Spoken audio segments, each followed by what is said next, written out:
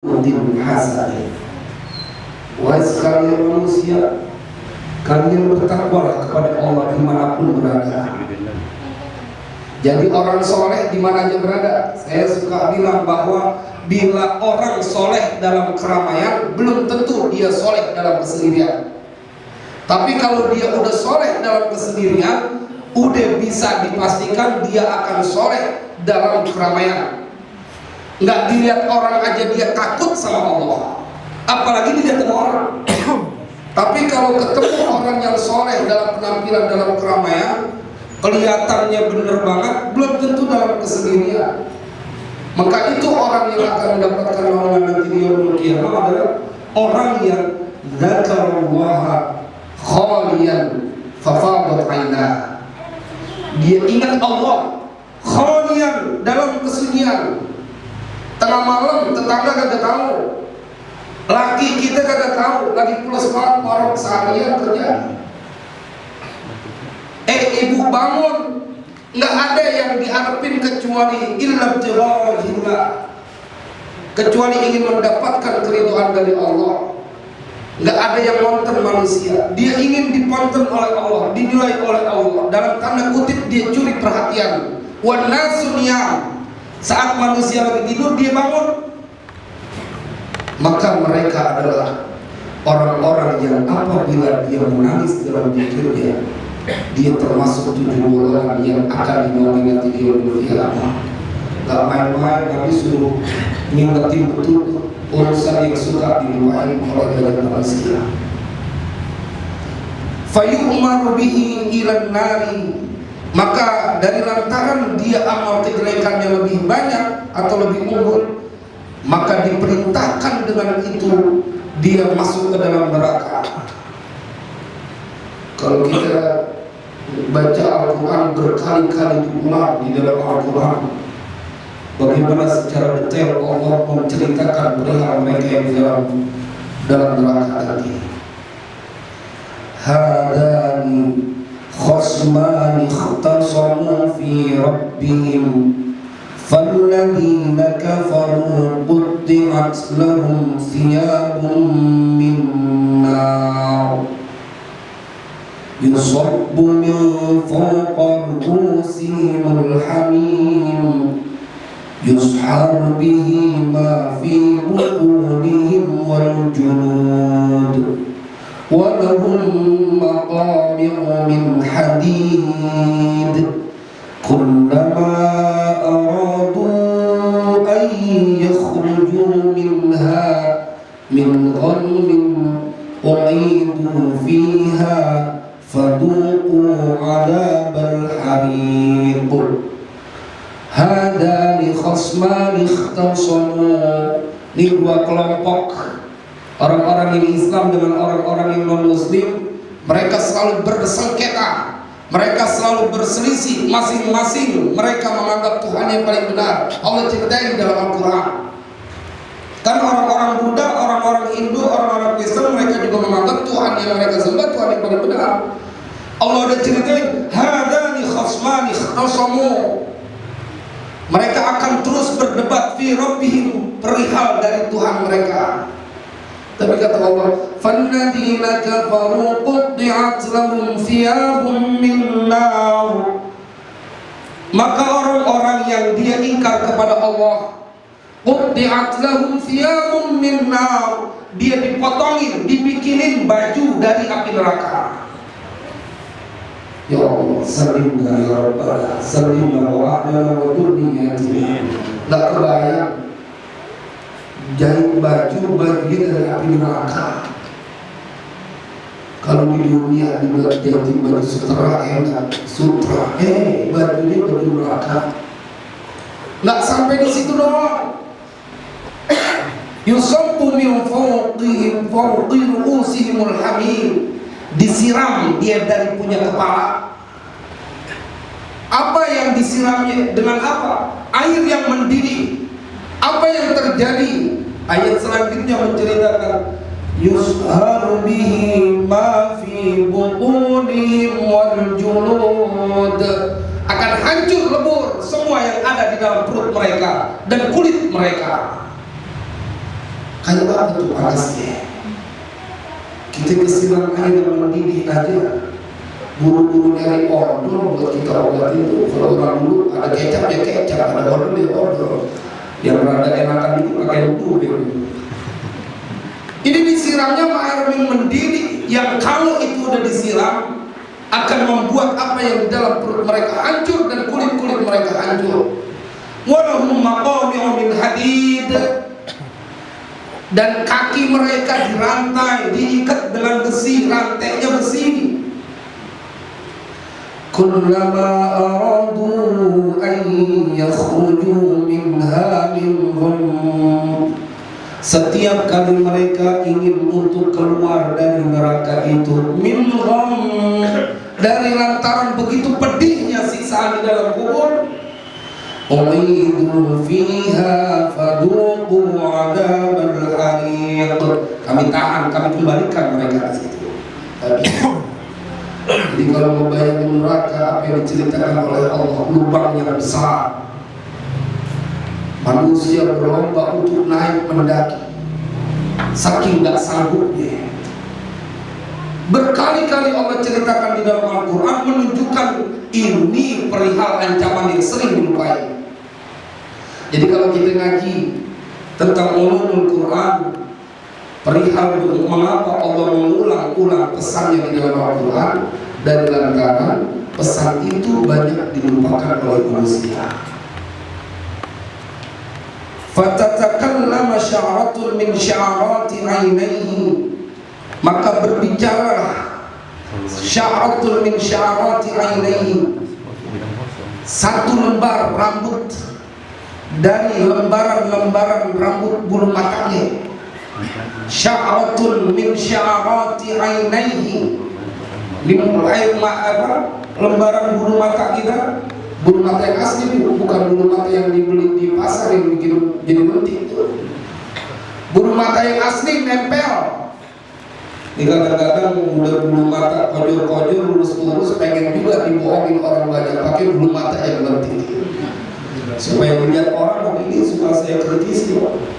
Makanya saya bilang sama saya, kalau dulu pakai bulu mata itu bukan aja kondangan gue. Malu bohongin orang, bohongin publik gitu. Pentingnya secara gak sadar. Apa adanya aja, dia gak terima dengan apa yang Allah kasih. Maksudnya apa coba? Pengen memberikan, menunjukkan kecantikan justru kepada orang yang bukan mahramnya. Belamparan kalau dia pakai di rumah, kalau dia pakai di rumah sih mendingan kali.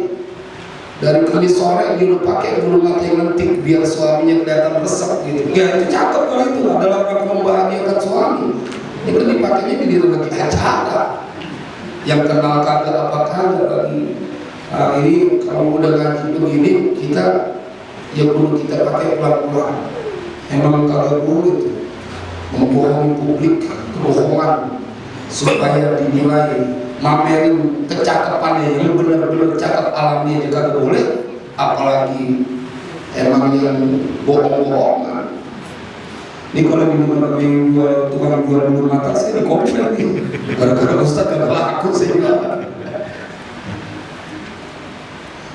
Maka berbicara satu lembar dari bulu matanya, wa taqulu, dan dia berkata, ya Rabbi, wahai Tuhanku, Rasulullah Muhammad sallallahu alaihi wasallam qala, utusanmu yang bernama Muhammad sallallahu alaihi wasallam telah bersabda, man baka min khasyatillahi, siapa yang telah menangis dari lantaran takut kepada Allah, harramallahu tilkal aina, Allah haramkan mata tersebut, ala nari, atas api neraka. Nggak mungkin kesentuh dia punya mata. Ya lantaran nangisnya gara-gara takut sama Allah, bukan nangis gara-gara laki, bukan nangis gara-gara urusan dunia, nangis gara-gara Allah, bukan nangis gara-gara nggak punya duit, nangis gara-gara dia takut kepada Allah. Min khasyatillah, maka haram itu dia punya mata tersentuh dengan dari api neraka, karena dulu di dunia pernah dia nangis. Yang begini yang suka kita lewati. Nabi suruh latih terus biar kita bisa nangis takut kepada Allah. Kita lebih senang nangis jatuhin air mata kita di depan manusia dibanding kita jatuhkan di hadapan Allah.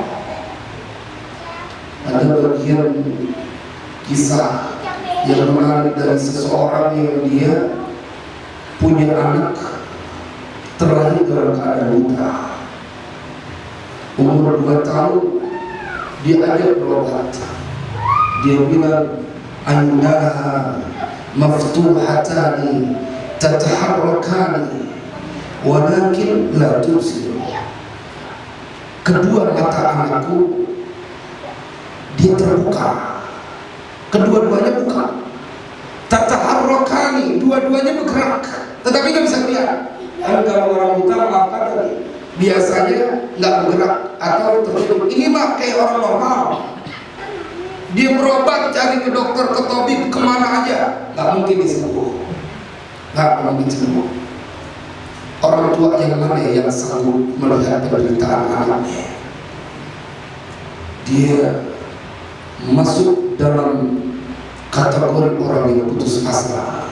Di dalam kitab itu diceritakan fa'asabani al-ya'su syadid, menimpaku rasa putus asa yang begitu hebat. Lalu kemudian dia ingat, dia silaturahim ke dia punya teman yang juga orang alim, temannya tapi tahu agama orang alim.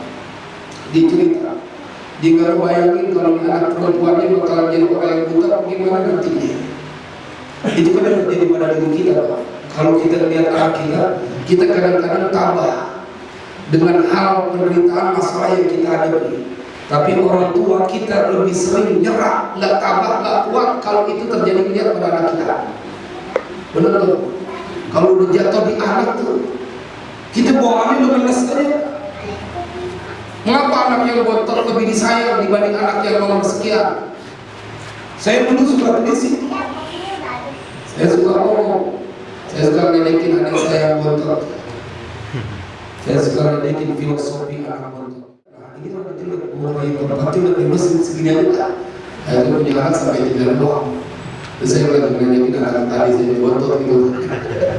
Tapi saya tanya kenapa lebih disayang? Dia ngomong begini, orang tua ngomong begini. Gua nggak tahu sampai kapan gua bisa nemuin dia.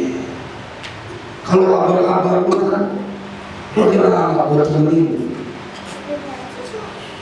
diajak senang, tapi lu pelan yang bontot, kagak ketahuan nih. Gua bisa tungguin dia sampai tua apa kagak? Makanya anak orang yang bontot itu lebih sayang. Karena orang tua udah mikir begitu, gua nemuin dia apa kagak pas nanti dia nikah, nemuin dia apa kagak nih. Nyampe apa kagak umur pada saat dia nanti di surga. Tetapi jamaah sekalian berbahagia, pada saat dia maju ke tempat temannya, dia cerita, temannya ngomong, ya istamin minal khalqi wala tai'as min rabbil khalqi. Engkau boleh putus asa dari khalq makhluk, wala tai'as min rabbil khalq. Tapi jangan engkau putus asa dari Tuhan yang di makhluk. Engkau boleh putus asa dari manusia. Manusia boleh kagak tolongin, tapi jangan pakai nyerah. Kalau engkau minta tolong kepada Allah. Kemudian dipesan, khudman faghsil bihi natak. Ambil air, mandiin tuh anakmu yang buta.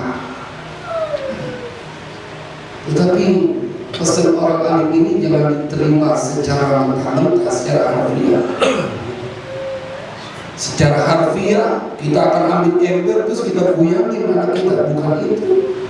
Dia langsung nangkep, oh iya, ada yang belum dia lakukan, menangis di depan Allah. Dia cerita pada waktu setelah sholat asar fi yaumil jum'ati ba'dal asri qubailal maghribi, pada hari Jumat setelah asar sebelum maghrib, istrinya mandi untuk anaknya yang buta. Pada saat istri mandi anaknya lagi mandi, dia masuk ke dalam kamar, dia nangis, ya Rabbi shfi ibnati Ya Rabbi shfibnati, sambil nangis. Nggak lama istrinya keluar dari kamar mandi, teriak bahwa anaknya seketika Allah sembuhin, matanya langsung bisa melihat.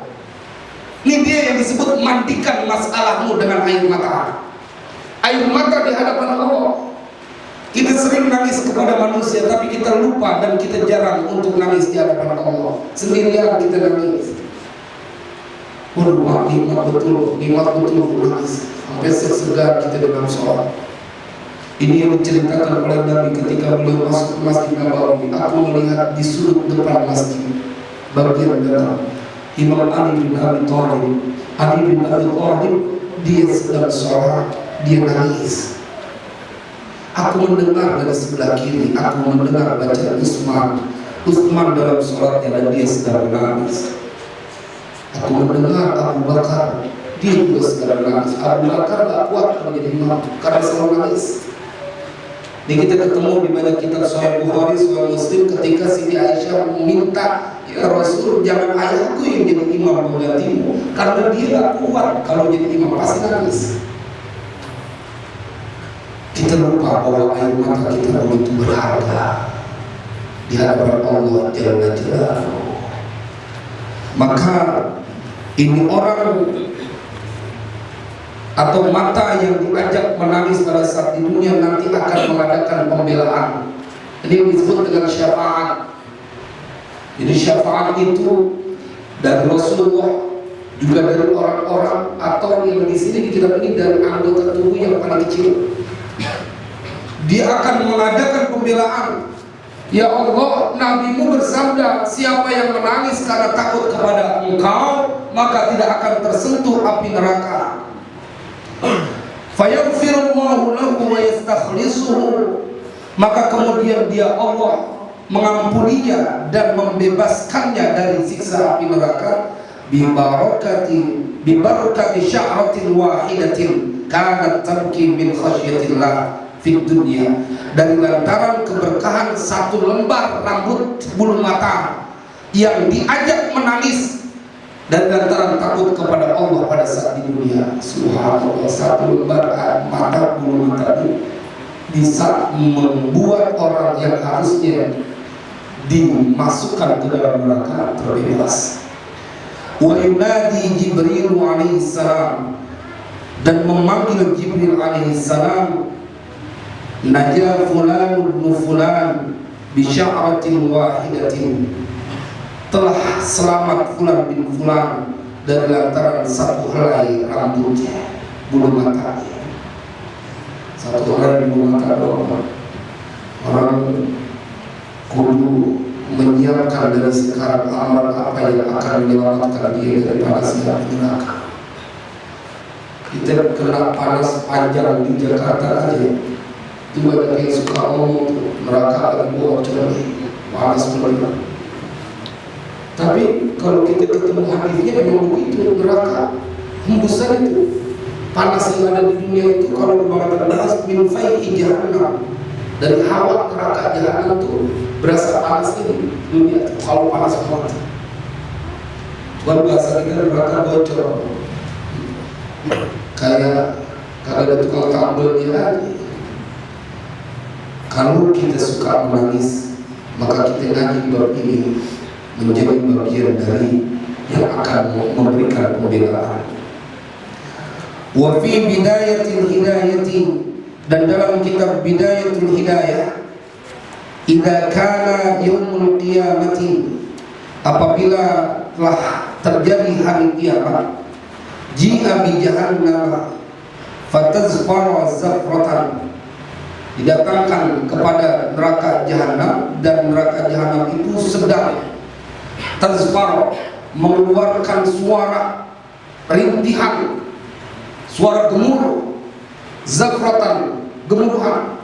Kalau kita kaji dalam semantik ini, yang begini model begini maf'ul mutlaq. Pokoknya kalau dia maf'ulnya sama sama fi'ilnya, itu pasti maf'ul mutlaq. Daraba Muhammadun dorbatan. Nah, dorbatan itu maf'ulnya maf'ul mutlaq karena dia menyerupai dari bentuk fi'ilnya.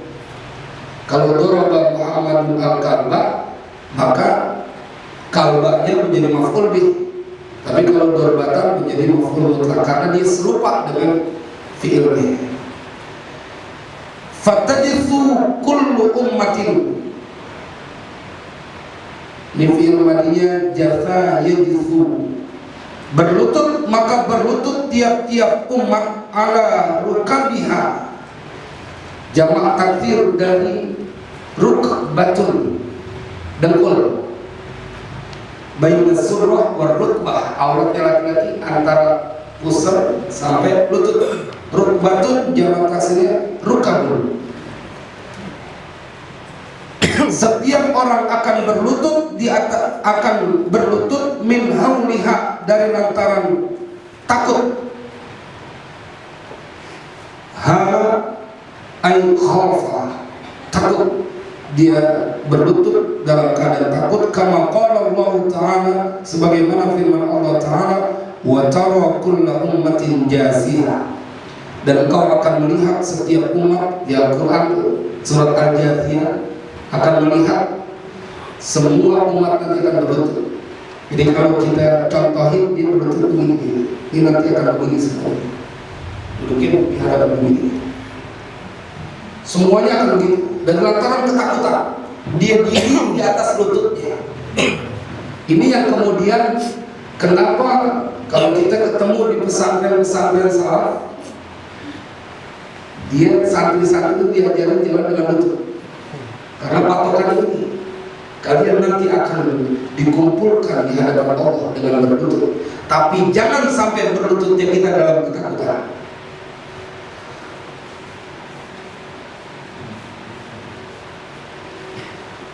Ay ala rukbi, ay ala rukabi, yaitu di atas lutut-lutut kulli ummatin, tiap umat.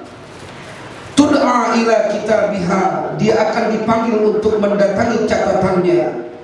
Fa idza atawun nar, apabila mereka telah mendatangi neraka, sami'u laha taghayyudhu wa zafira, maka mereka akan mendengar neraka jahanam itu berteriak marah, menahan marah.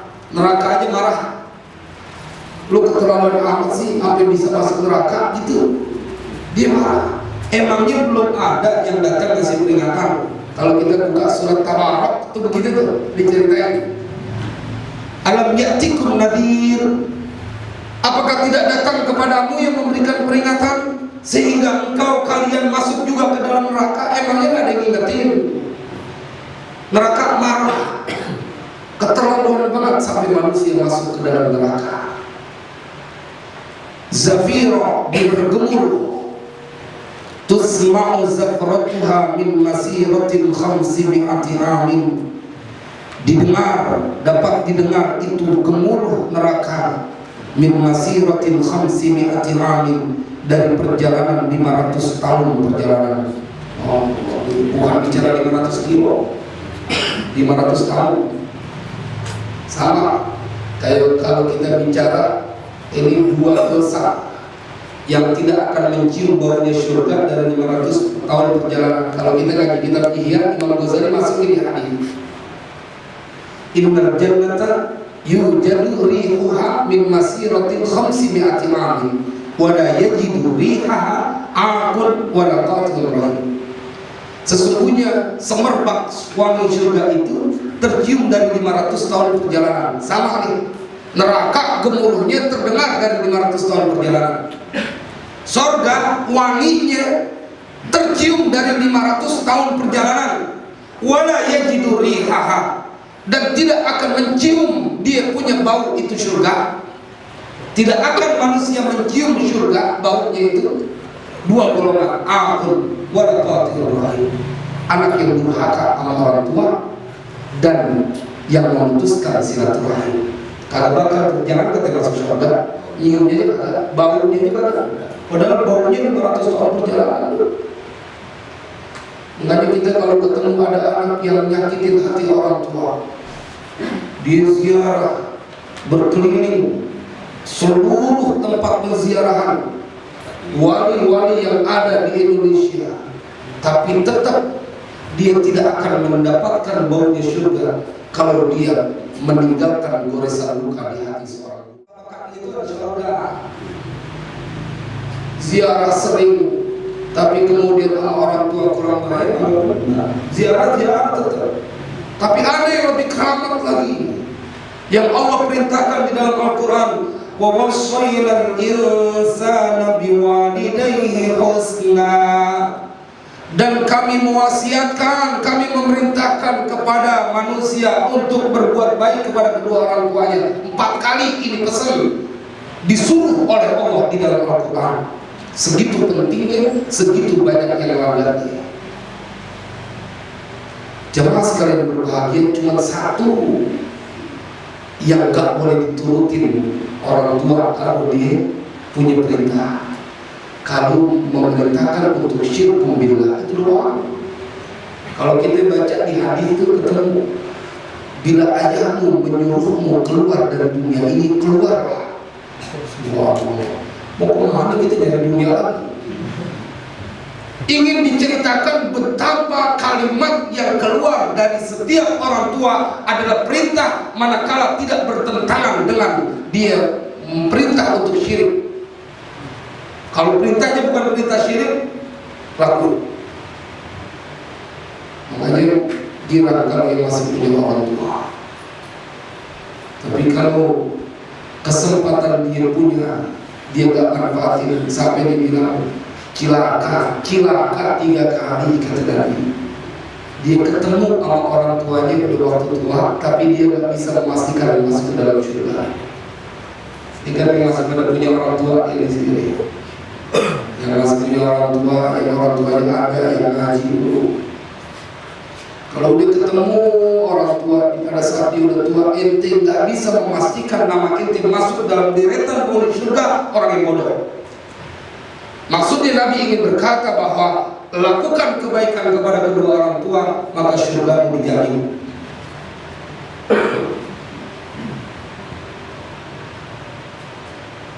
Wa kullu wahidin hatta al-anbiya'a yaqulu, dan tiap-tiap orang sampai para nabi yaqulu berkata, nafsi nafsi, masing-masing diriku illa safiyul anbiya, kecuali nabi yang suci, yaitu Nabi Muhammad sallallahu alaihi wasallam. Illa safiyul anbiya sallallahu alaihi wasallam fa innahu yaqulu ummati ummati. Semua nabi, Adam, Idris, Nuh, Hud, Saleh, Ibrahim, Lut, Ismail, Ishak, Yakub, Yusuf, Ayub, Sulaiman, Ilyas, Yunus, Zakaria, semua nabi dia akan berkata nafsi nafsi, umatnya nggak dipikirin. Illa safiyullah, illa safiyul anbiya, kecuali nabi yang suci, yaitu Nabi Muhammad SAW. Cuma nabi yang manggil ummati ummati. Gak ketemu Pak, kita punya pemimpin melebihi perhatiannya dari Rasulullah SAW.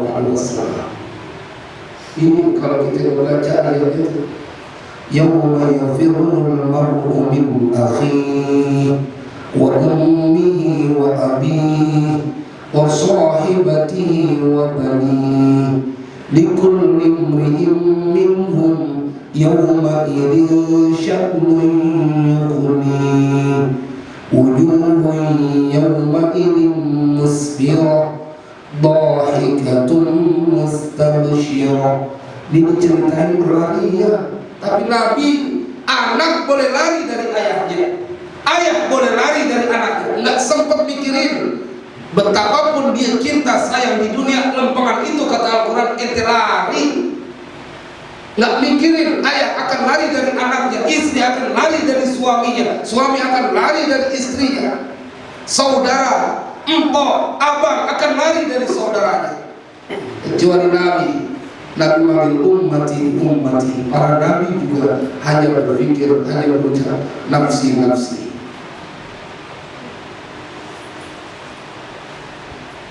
Wa takhruju minal jahimi narun mithlul jibali, dan keluar dari neraka jahanam api seperti gunung. Fatajtahidu ummatu Muhammadin sallallahu alaihi wasallam, maka bersungguh-sungguh berusaha umat Nabi Muhammad sallallahu alaihi wasallam fi daf'iha, untuk mematikannya, menolaknya. Jadi kalau kita bayangin ini cerita Imam Ghazali, nanti begitu dikumpulkan oleh Rasulullah, ummati udah kumpul semuanya, kemudian timbul api yang gede kayak gunung, semua umat Nabi Muhammad mudah-mudahan kita ada di dalamnya, dikumpulin nanti di padang mahsyar bersama Rasulullah SAW, berusaha bagaimana caranya nih api biar mati. Fatajtahidu ummatu Muhammadin sallallahu alaihi wasallam fi dab'iha wa taqulu, dan sambil mereka ngomong, ya naru, wahai api, bihaqqil musallin wa bihaqqil musaddiqin wa bihaqqil khashi'in wa bihaqqis sha'imin. Wahai api, dengan kebenaran orang yang sholat, dengan kebenaran orang yang jujur, wa bihaqqil khashi'in, dan kebenaran orang yang khusyuk pada saat sholat, wa bihaqqis sha'imin, dan dengan kebenaran orang yang berpuasa, antarji'i, kembalilah engkau. Jadi sambil ngomong, kalau kita suka berdoa tawasul bihaqqi Rasulullah sallallahu alaihi wasallam, bihaqqi, karena ini dipakai. Fala tarji'u, apinya enggak mau pulang. Wa yunadi Jibril alaihi salam, dan menyerulah Jibril alaihi salam, innan nara qad qasadat ummat Muhammadin sallallahu alaihi wasallam, sesungguhnya api neraka itu sudah dimaksudkan, ditujukan buat umat Nabi Muhammad. Api nerakanya itu sudah ditujukan, maksudnya buat orang-orang yang amalnya sedikit, dia kebanyakan bersenang-senang di dunia ini. Thumma ya'ti biqadhin min ma'in, kemudian dia datang, Jibril datang dengan satu mangkuk dari air, fayunawiluhu, maka dia percikan,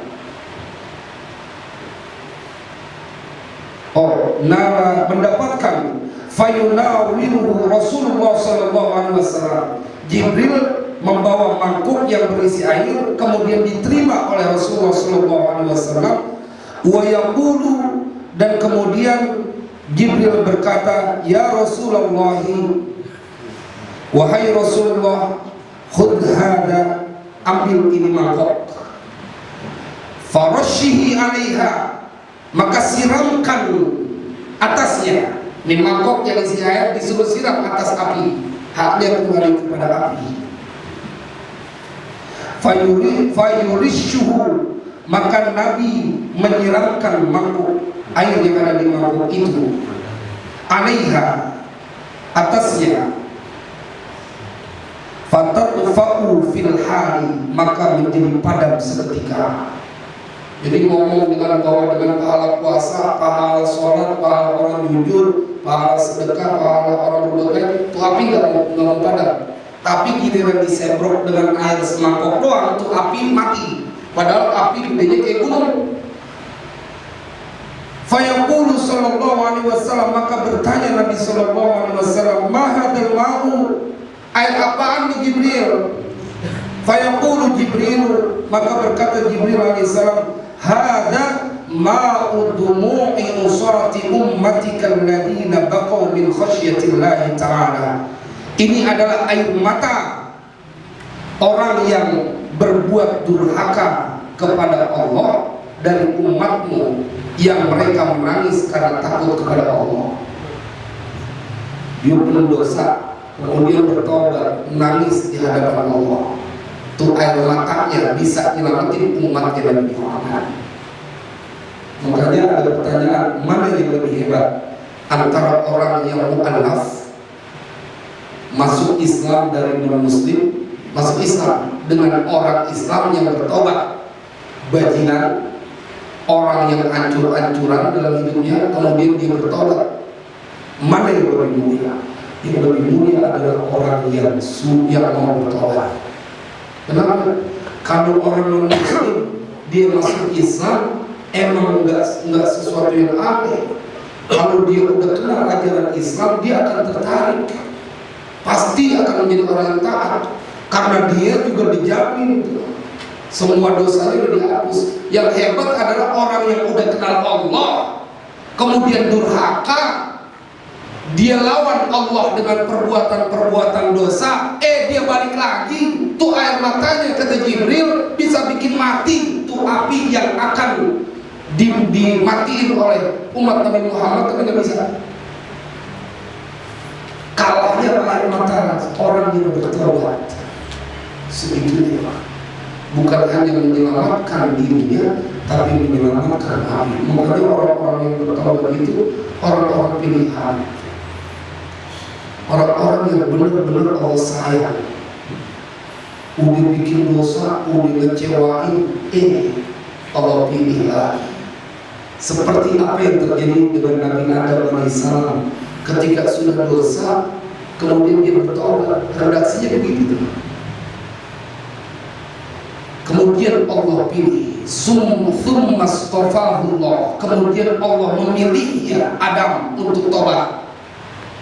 Berarti kalau ada orang yang bertobat kemarin dulu begajulan, dia bertobat, itu orang pilihan Allah tuh. Nggak boleh kemudian kita mungkin lagi masa lalunya. Dulu kan dia begini, dulu begini. Iya, tapi dia dipilih oleh Allah untuk menjadi orang yang bertobat. Air matanya bisa memadamkan api, kendati pun api setinggi gunung. Subhanallah. Mudah-mudahan kita termasuk orang-orang yang bertobat. Karena nggak ada manusia yang punya dosa, nggak ada. Kecuali Rasulullah SAW, beliau maksum. Tapi dia dosa kita masih banyak dosa. Allah, Allah manusia. Banyak orang yang kita bohongi, banyak orang yang kita sakiti. Belakangan kemarin saya dapat ini jamaah yang udah hampir 2 tahun nggak komunikasi, kemarin pagi telepon, Ustaz saya disuruh lagi hadis mulu sama suami saya. Hadis apa? Dibilang gak boleh tidak sempurna iman seseorang bila belum mencintai saudaranya seperti mencintai dirinya. Dia belokin, makanya guru baik mengadu, gak boleh galak. Ini hadisnya kalau hijau hadis ke situ lagi, perasaan boleh hadis itu, tapi lucu. Dia pengen punya pembenaran dari sebuah perbuatan yang caranya ditempuh salah.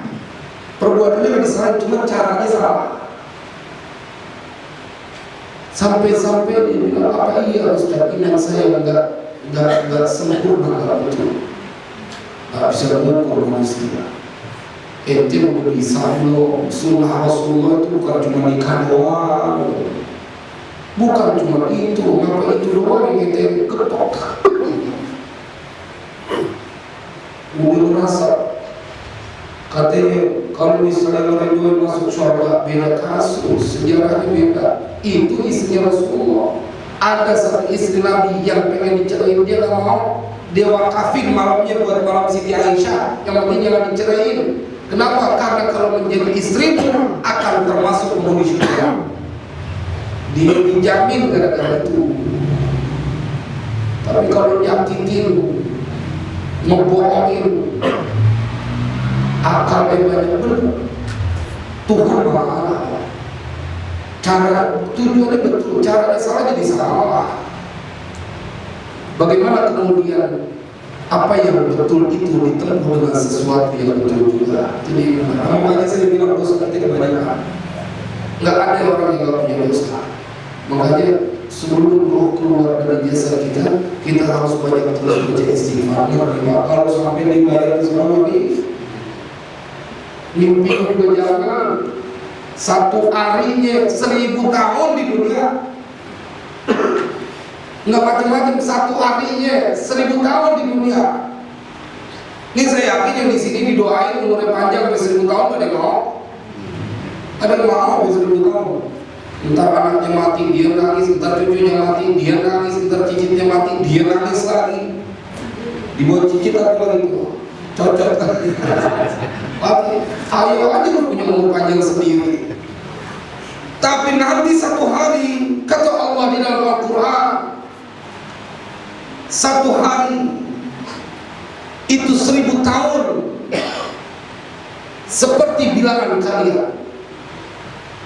Bukan perkara enteng, perkara yang harus kita pikirkan secara serius. Satu mangkok air mata seorang yang durhaka dari umat Nabi Muhammad karena tangisan tersebut lantaran takutnya kepada Allah akan memadamkan api. Oh, betul. Ya, biasanya kita ketemu orang yang bertobat, orang yang dulu dihancurkan sekarang orang baik. Tapi kita harus berikan apresiasi itu udah tahu. Jangan disebut-sebut terus dulu ini enggak. Hidup itu sekarang dan yang akan datang, bukan untuk masa lalu. Masa lalu semua orang punya masa lalu, tetapi bukan untuk kemudian dijadikan sebuah penghakiman yang tidak berkesudahan. Fal'ana, dan maka sekarang umirtu an yu'tikahu, aku diperintahkan untuk memberikannya kepadamu, diturashihi 'alan nari, supaya engkau siramkan itu kepada api neraka, atas api neraka, fatadfa'un nar, maka menjadi padamlah itu api biidnillahi ta'ala, dengan izin Allah Ta'ala. Wa kana sallallahu alaihi wasallam, dan adalah Nabi sallallahu alaihi wasallam yaqulu, Nabi berdoa, Allahumma rzuqni ainaini tabkiyani min khasyatika qabla an yakuna dam'a. Ya Allah, jadikanlah, berikan aku rezeki kedua mataku untuk terus menangis dari lantaran takut kepadamu sebelum menjadi air mata. Air mata yang menangis bukan karena Allah. Jadi nggak sempat lagi nangis, bukan karena air matanya udah nangis terus buat takut kepada Allah, nggak sempat lagi nangis, nggak ada lagi yang buat nangis urusan dunia. Nabi aja berdoa begitu. A'ainayya halla tabkiyani ala dambi, wahai kedua mataku, mengapakah engkau tidak menangis atas dosaku? Tanathar umri min yadayya wa la adri, telah berserakan umurku dari diriku dan aku tidak mengetahui. Ya kan umur kita berserakan. Kalau kata Imam Hasan Al-Basri, umur kita itu ibarat sebuah hari-hari yang nempel, yang disusun. Begitu harinya udah hilang, hari Minggu misalnya udah habis, copot terus. Hari kumpulan hari-hari yang jadi satu, itulah dia umur. Makanya harus dibedain antara umur dengan usia. Kalau usia itu umur dia hidup, masa dia hidup di dunia. Tapi kalau umur adalah yang dia pakai buat kebaikan, itu umur. Boleh jadi usianya 70, cuma umurnya 20 tahun. Artinya 70 tahun dia hidup di dunia, 20 tahun kebaikan yang dia bikin. Ada juga yang umurnya pendek, 60 tahun, tapi dia sesungguhnya usianya 60 tahun, tapi umurnya sampai ratusan tahun. Contoh yang paling gampang, tiap malam Ramadan dia dapat Lailatul Qadar, umurnya nambah tuh 1000 bulan. Kan kebaikan yang dilakukan pada saat itu lebih baik dari 1000 bulan. Maka dia pada saat baca Al-Quran saat itu, dia seakan-akan baca sesuatu yang dia lakukan selama 1000 bulan ini. Usianya boleh 60 tahunan, tapi dia punya umur bisa ratusan, bisa ribuan tahun. Dan lantaran ada waktu-waktu khusus yang nilainya bisa memanjangkan dia punya masa waktu. Mudah-mudahan umur kita lebih banyak. Ya, jadi misalnya usianya 70, ternyata umurnya 2400. Dapat Lailatul Qadar terus 84. 84 setiap tahun. Kalau kali 10 aja 840. Kalau 10 tahun. Kalau 20 tahun 1680. Kalau 30 tahun 2000-an. Menyedot aja di masjid setiap masuk bulan Ramadan, masuk dalam masjid. Dari malam pertama sampai malam 30 jalan pasti dapat. Pasti. Oh bisa begitu? Iya, orang dia terjadinya di malam bulan Ramadan. Di setiap malam bulan Ramadan kita menjaga i'tikaf terus. Ya pasti dapat. Jangan mentang-mentang dapat petunjuk biasanya di malam-malam gaji 10 terakhir dicetol-cetol itu 10 hari terakhir. Coba kita lihat sejarah Nabi 10 hari terakhir apakah Nabi cetol-cetol atau enggak? Nabi i'tikaf 10 malam terakhir. Nabi masih i'tikaf, udah dijamin sholatnya masih begitu malamnya Lailatul Qadar. Kita belum ada yang jamin begitu pede dengan urusan akhirat. Dari mana ketuhannya? Satu paragraf pagi ini menarik karena bagaimana cerita dari Muhammad bin Mundir. Hukiya an Muhammad bin Mundir, diceritakan dari Muhammad bin Mundir rahimahullah ta'ala, semoga Allah merahmatinya, annahu kana, adalah ia idza bakar, setiap kali menangis, yamsahu wajhahu wa lihiyatahu bidumu'ihi. Kalau dia nangis lagi zikir, yamsahu wajhahu, dia mengusap wajahnya, walihiyatahu, dan dia punya jenggotnya, bidumu'i, dengan air mata. Jadi kalau kita nangis nih, kalau mengikuti karena memang air mata yang menyentuh kulit tidak akan tersentuh api neraka. Itu Muhammad bin Mundir kalau nangis dia lap semua mukanya. Ini semenjak tadi ini, alhamdulillah sampai sekarang saya ngejalanin ini. Karena ada gampang. Kalau lagi zikir nangis, kemudian kita lap semuanya. Ditahan dari api neraka, jangan sampai gelap. Wa yaqulu, dan dia berkata, balaghani, telah sampai kepadaku, annan nara, bahwasanya api, la ta'kulu mawdi'an, tidak akan memakan tempat, mazzathu ad-dumu'u, yang telah menyentuhnya air mata. Tidak akan memakan, api tidak akan memakan satu tempat yang telah dibasahi oleh air mata. Fayanbaghi lil mu'mini an yakhafa min adabillah, maka seyogyanya bagi orang yang beriman untuk dia takut dari siksa Allah. Wa yanha nafsahu 'anil syahawati nafsaniyah, wa yanha, dan dia mencegah nafsahu dirinya, 'anil syahawati nafsaniyah, dari keinginan nafsunya. Kama qala Allah Ta'ala, sebagaimana firman Allah Ta'ala, fa amma man tagha, siapa orang yang melampaui batas, wa atharul hayatid dunya, dan dia lebih mengedepankan urusan dunianya, fa innal jahima hiyal ma'wa, maka neraka jahanamlah, maka api yang panas itulah, neraka yang panas itulah yang akan menjadi tempatnya. Wa amma man khafa maqama rabbih, siapa yang takut dengan kedudukan Tuhannya, wa nahan nafsa 'anil hawa, wa naha, dan dia menahan an-nafsa dirinya, 'anil hawa, dari keinginan hawa nafsu, fa innal jannata, maka sesungguhnya surga, hiyal ma'wa, dia menjadi tempatnya. An-Nazi'at, di surat An-Nazi'at ayat 41. Wa man arada an yanjuwa min adabillah, siapa yang ingin untuk selamat dari siksa Allah, wa yanana thawabahu, dan mendapatkan pahalanya, wa rahmatahu, dan kasih sayangnya, fal yasbir ala syada'idid dunya, maka hendaklah dia sabar dari kesulitan dunia, wa ta'atillahi, dan dalam ketaatan kepada Allah, wa yajtanibal ma'asi, dan dia menjauhi dari perbuatan maksiat. Sabar itu dalam menghindari diri dari dosa, sabar dalam taat kepada Allah. Ada lagi sabar dalam menerima musibah. Jadi sabar itu menurut Imam Ghazali, kalau tidak mendapat musibah, sabar, terima sakit, terus nggak punya duit, terus objekan agak gol-gol.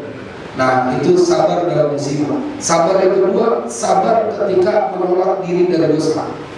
Ada teman yang ngajak begini, yang kita tahu itu akan meninggalkan perintah-perintah Allah atau berbuat dosa. Kita nggak mau ngikutin, itu sabar dalam mencegah dirinya dari dosa. Yang kedua, sabar ketika dia dalam berbuat ketaatan. Ternyata berbuat taat harus sabar, karena orang yang taat itu dia tidak sunyi juga dari orang yang tergila. Dia perlu sabar. Jangan sampai ternodai ibadahnya dan lantaran dia tidak sabar. Wallahu a'lam bishawab. Mudah-mudahan ini menjadi manfaat. Silakan bila ada yang ingin ditanyakan. Bila ada yang ingin ditanyakan, Bu, ada yang ingin ditanyakan?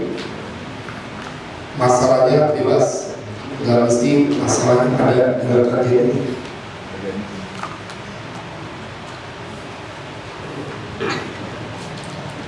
Ayo, ada yang mau ditanyakan? Bapak Ibu, alhamdulillah udah pintar semua ya, ya banyak nangis mulai malam ini. Keren juga di RT kelima ini. Warga RT 5 ada waktu khusus setiap malam Senin wajib nangis. Setiap rumahnya menangis. Kalau Nabi nangis sampai kedengeran sama tetangga, bukan sama tetangga. Ada sahabat yang lagi lewat di samping rumah Nabi, kedengeran suara gemuruh, atau ini Nabi lagi nangis. Emang ada susah dia nangis.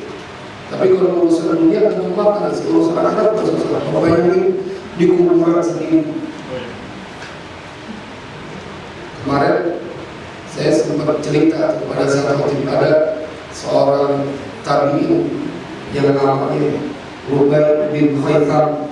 Dia kalau hatinya lagi keras, susah nangis, dia masuk karena dia punya di rumahnya yang dibeladari buat ukuran kuburan. Dia masuk ke dalam kuburan, dia tidur di situ beberapa saat supaya hati empuk, karena cuma dua yang bikin hati jadi empuk. Dia cuma baca Al-Quran, kemudian dia ingat amal kuburan, dia ingat mati. Kalau orang sudah baca Al-Quran, hatinya masih empuk. Pasti kalau susah nangis, jangan baca Al-Quran, karena memang Al-Quran itu gunungnya pecah. Kalau kita baca Al-Quran terus dan nangis dan ingat kematian, untuk satu lembar yang akan menjaga diri kita dari panasnya api neraka. Nanti kalau nangis di sini dari ngatain cewek, dan kalau nangis di depan orang cewek banget, ada dua macam nangis, nonton India nangis, dengar lagu Haji Roma nangis, baca Al-Quran agak nangis. Giliran saya punya teman begini, teman di travel, pencinta Haji Roma, kalau dengar lagunya berkelana dia nangis tuh. Lagunya berkelana, berkelana satu, berkelana dua, biar lagi gimana? Mudah-mudahan ini manfaat. Allah besar. Kita tetap berdoa nanti. Ya sekarang. Ketaatan kita terhadap orang tua dan ketaatan kita terhadap mertua kita. Itu kalau mertua itu kan gimana tuh? Bedainnya gitu. Ke orang tua kandung kan kita emang apa yang kita suruh, apa kita laksanain. Tapi kadang mertua gimana tuh? Ketaatan kita terhadap mertua. Kalau dalam agama orang tua kita tiga, dalam kajian agama tinjauan mereka yang berjasa. Pertama adalah orang tuamu yang melahirkan dan membesarkan. Yang kedua mertuamu, yaitu orang tua dari pasangan hidupmu. Dan yang ketiga adalah guru. Mereka semua orang berjasa. Tapi kalau diprioritaskan, maka yang dimaksud ridho fi ridhol walidain, domirnya isim tasniyah dua orang. Yang dimaksud itu adalah kedua orang tua yang melahirkan dan membesarkan kita. Yang dimaksud dengan wabil walidaini ihsana adalah ayah dan ibu kita. Gitu. Jadi kalau melihat prioritasnya, karena itu yang dimaksud adalah dua orang tua. Makanya kalau lagi berdoa itu, kalau lagi berdoa Rabbighfirli wa liwalidayya warhamhuma kama rabbayani shaghira. Itu kalau kita lagi sendiri, ya Allah ampuni aku, kedua orang tuaku, dan sayangi keduanya seperti mereka menyayangi aku di waktu kecil. Tapi kalau kita lagi berdoa buat orang-orang, kita rubah redaksinya. Rabbil firli wali walidina, bukan wali walidaina. Kalau wali walidaina begini ceritanya. Kalau kajian bahasa, kita punya saudara kandung, ada 6 orang. Itu yang aminin saudara kandung kita semuanya. Dan kedua orang tua kami, itu artinya begitu. Jadi makmumnya yang aminin itu masih saudara kandung kita. Tapi kalau lagi di jamaah, wali walidina, kedua orang tua kami. Jadi semuanya. Nah, ini perlu juga Pak, karena ada orang yang rada teliti di dalam doa, main dikata aja. Rabbil firli wali walidina warhamhum kama rabbawna shighara. Jadi bukan wali walidaina. Kalau wali walidaina turu-turu dia saudara kandung. Tapi kalau misalnya umum kayak begini kan orang tua kita beda-beda. Wali walidina warhamhum kama rabbawna shighara. Jadi kalau melihat redaksi Al-Qur'an maupun hadis, maka kedudukan kedua orang tua kandung dia lebih tinggi. Itu yang dimaksud berbuat baik. Tetapi kemudian ulama memerintahkan atau Nabi, dari perintah Nabi kita disuruh berterima kasih kepada 3 orang tua, yaitu mertua kita, termasuk juga guru kita. Tapi kalau dibandingin nggak pernah sama, karena mereka ibu kita mau disamain sama mertua kita nggak sama, karena dia melahirkan bertanggung jawab. Anak laki, kemudian punya ibu, punya mertua perempuan. Nah, surganya dikarenakan ibunya lahirnya. Tapi bukan berarti kemudian nggak dibagi duit. Idealnya bagi bareng. Mertuanya dibagi 1 juta, ibunya dibagi 1 juta, dibagi 2 juta masih pantas, disamain juga pantas. Tapi nggak boleh kemudian mertuanya 1 juta, emaknya 100.000. Nah, itu betul. Jadi harus dia diperlakukan baik, minimal dia sama, jangan sampai dikalahin orang tua. Harus orang tua kita rumah. Tapi kan kalau kita sayang sama orang tua kita, mertua kita, bini kita jadi senang.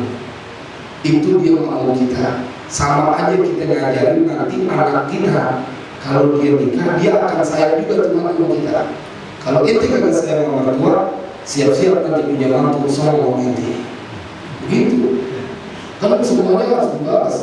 Ayo aku dulu jadi mantu nggak sopan. Gini kalau punya mantu begini. Nah makanya kebaikan al-muhsinu sayyiza bi ihsanihi. Orang yang baik akan dibalas dengan kebaikan. Jadi kalau kita mau adu, tetap kedudukan itu. Berbuat baik, dua-duanya kita berikan kebaikan. Gitu. Ada lagi.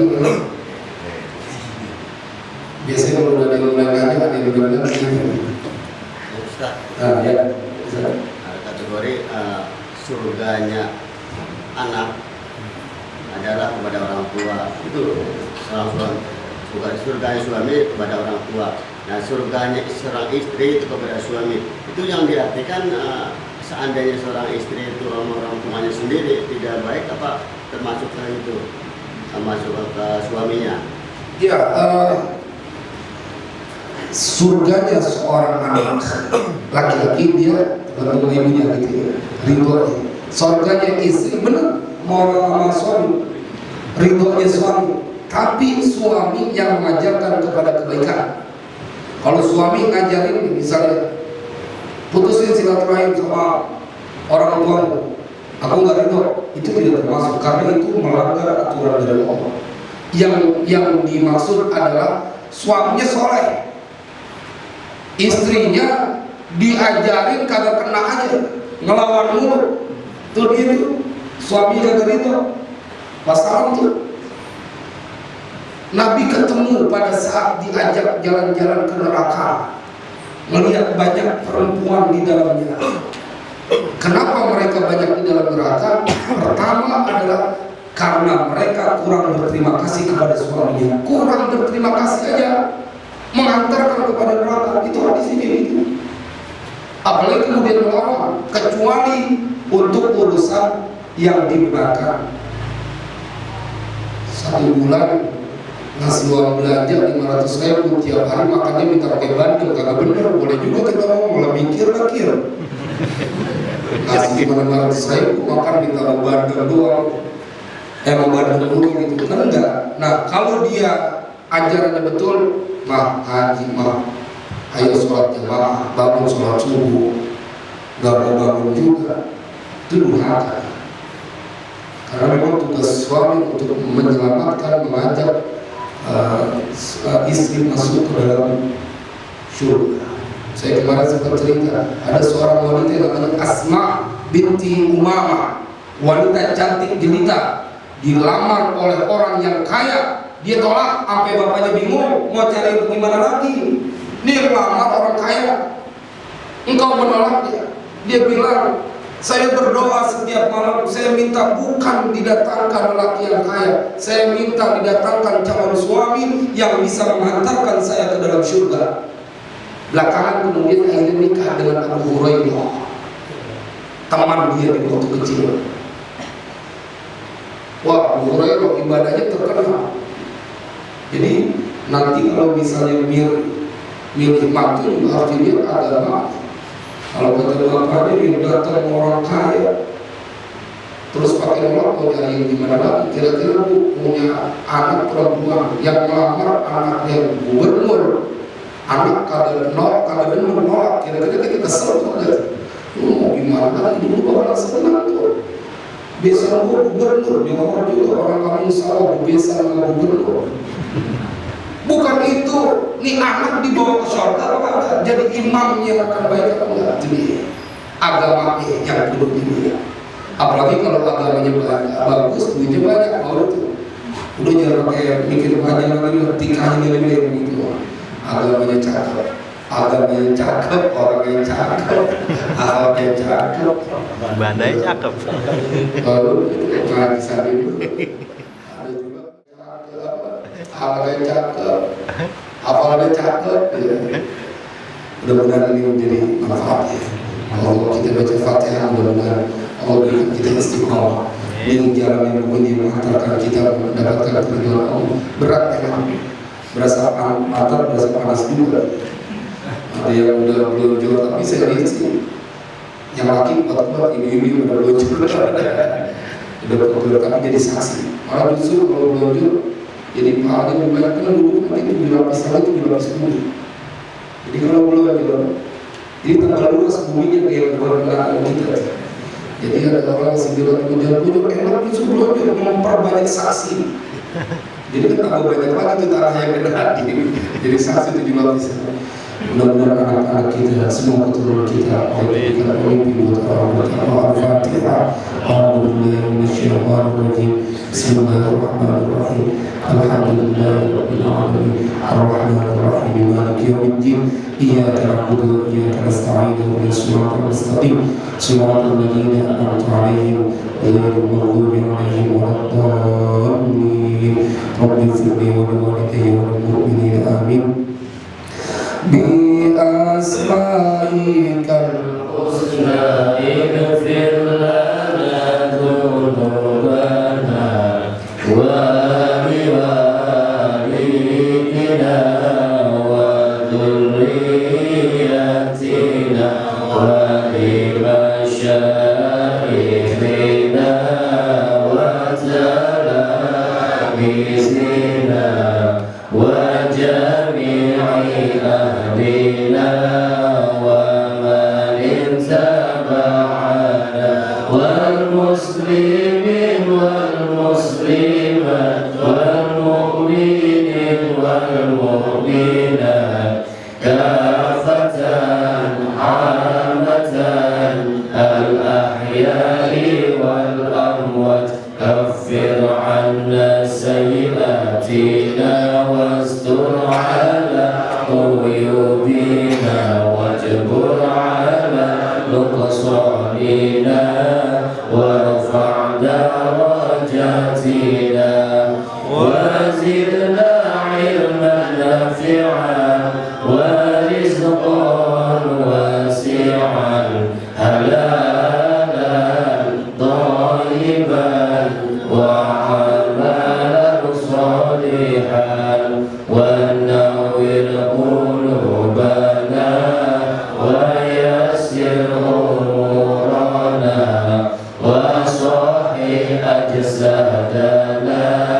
la ilaha